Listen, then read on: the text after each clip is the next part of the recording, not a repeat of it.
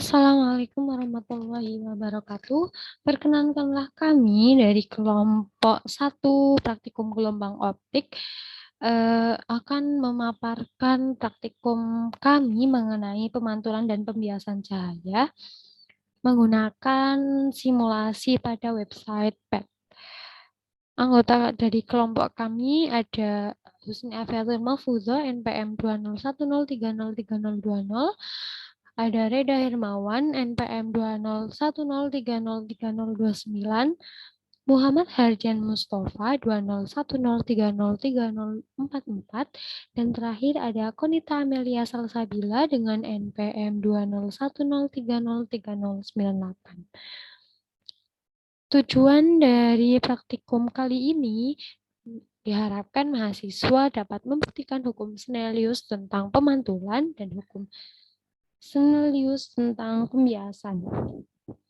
Hipotesisnya adalah sinar datang garis normal dan sinar bias terletak dalam satu bidang datar. Kemudian alat dan bahan yang digunakan hanya komputer atau laptop dengan yang terhubung pada jaringan internet yang baik. Kemudian ada aplikasi PET atau website PET. Yang pertama, mengenai pemantulan cahaya.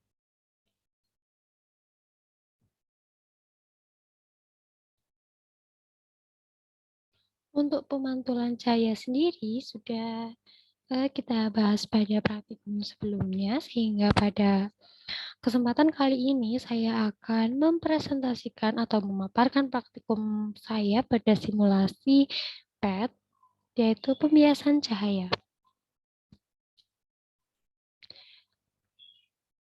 Oke, langkah pertama yang harus kita lakukan adalah membuka website PET, yaitu pet.colorado.edu di aplikasi Google Anda. Kemudian kita pilih simulasi fisika. Setelah kita klik, nanti akan muncul seperti ini dan kita pilih bending light.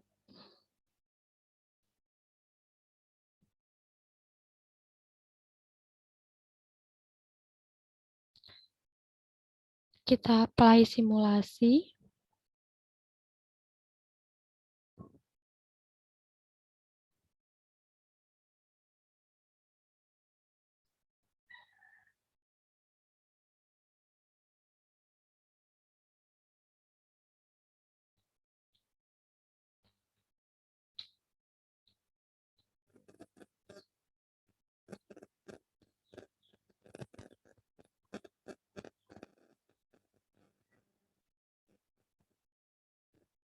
Nah, kemudian kita pilih More Tools.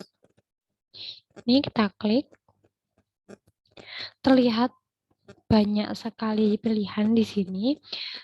Untuk ini adalah garis normal.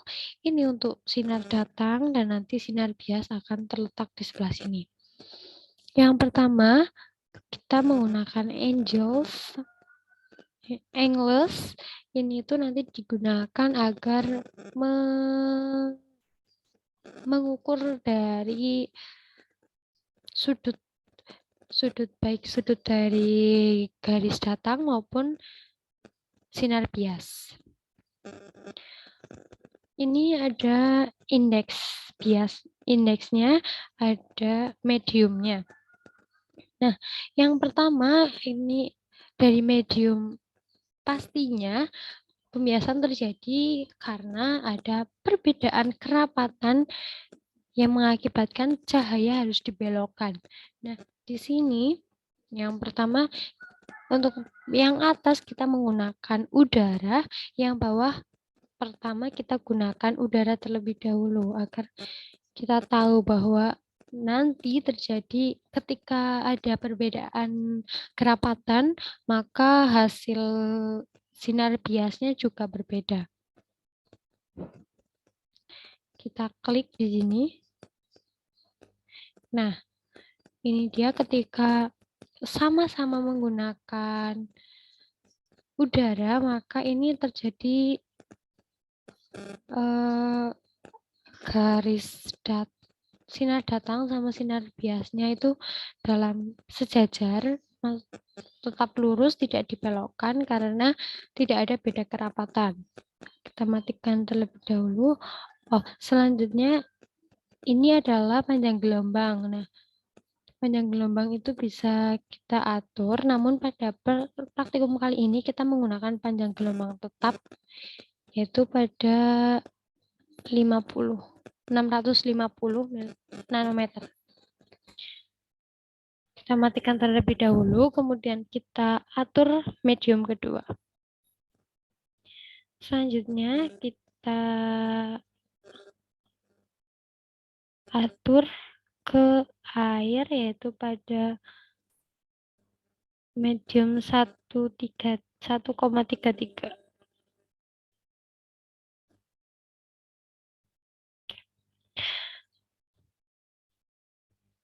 Kita klik. Terlihat teman-teman bahwa sudut dari sinar datang adalah 45 derajat, namun pada sinar biasnya ini sudutnya ada 32,1 derajat. Jadi terlihat jelas bahwa ketika sinar datang dari udara masuk ke air, maka di dalam air itu terjadi pembelokan.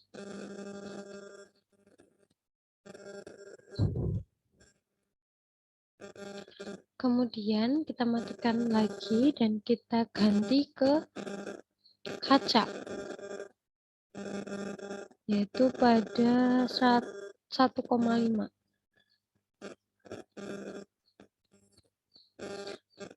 Kita klik. Oke, terlihat bahwa sudut dari sinar datang adalah 45 derajat dan sudut dari sinar bias adalah 28,1 derajat. Oke, sebelum kita melanjutkan, saya akan mengulang yang air 1,33. Nah, karena ini tadi belum saya geser-geser, saya ulangi. Ini pada 45 derajat menghasilkan sudut bias 32,1 derajat. Kemudian kita coba atur di 30.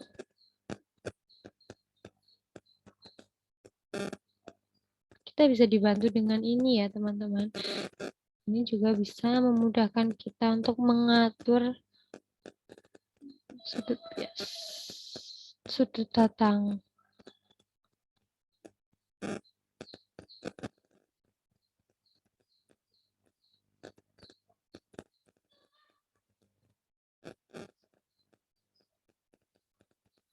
Mohon maaf teman-teman, ini karena tidak bisa sampai 3. Nih, udah berhasil di 30 derajat. Dan untuk sudut datang 30 derajat, sudut bias yang dihasilkan adalah 22,1 derajat. Kemudian tadi pada 45 derajat adalah 32,1 derajat. Kemudian ketika kita pada 60 derajat,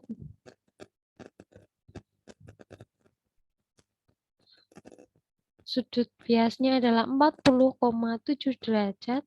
Dan terakhir pada 90 derajat,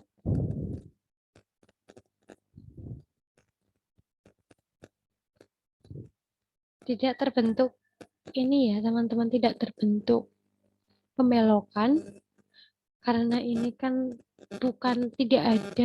tidak memasuki perbedaan kerapatan karena ini hanya lurus, jadi ibaratnya di atas permukaan air persis. Selanjutnya kita matikan dan kita ganti ke kaca 1,5 pada 40 derajat.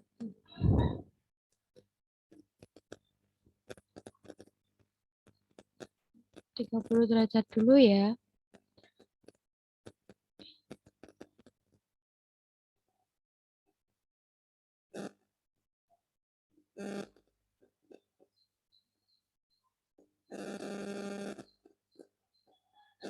Untuk sudut tatang 30 derajat menghasilkan sudut bias 19,5 derajat. Nah, kemudian untuk sudut datang 45 derajat menghasilkan sudut bias 28,1 derajat.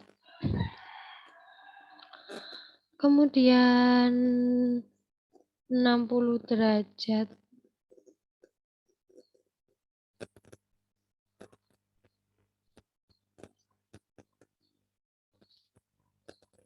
60 derajat.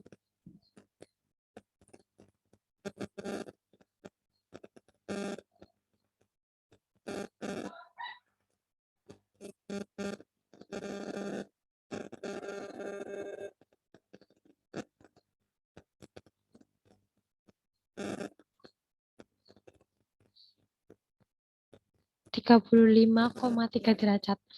Untuk sudut datang 60 derajat, maka sudut biasnya ada 35,3 derajat.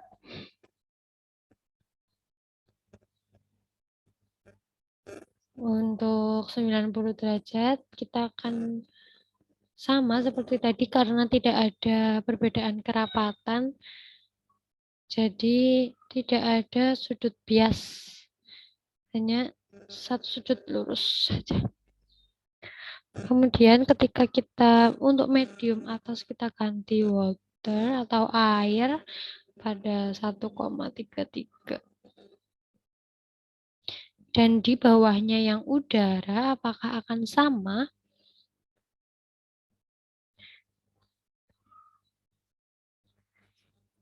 Nah, karena kerapatan dari air lebih besar, maka tidak dapat tidak ada cahaya bias yang masuk ke dalam udara. Namun jika dari air ke air, karena kembali lagi tadi, karena berbeda ini kerapatannya sama, maka sudut yang terbentuk juga sama. Namun ketika kita ganti ke ke kaca,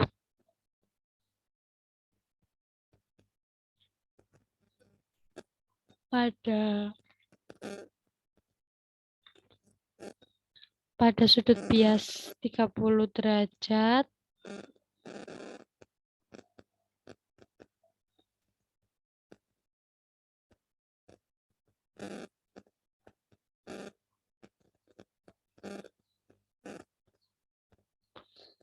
pada sudut datang 30 derajat, sudut bias yang dihasilkan ada 26,3 derajat. Kemudian pada 45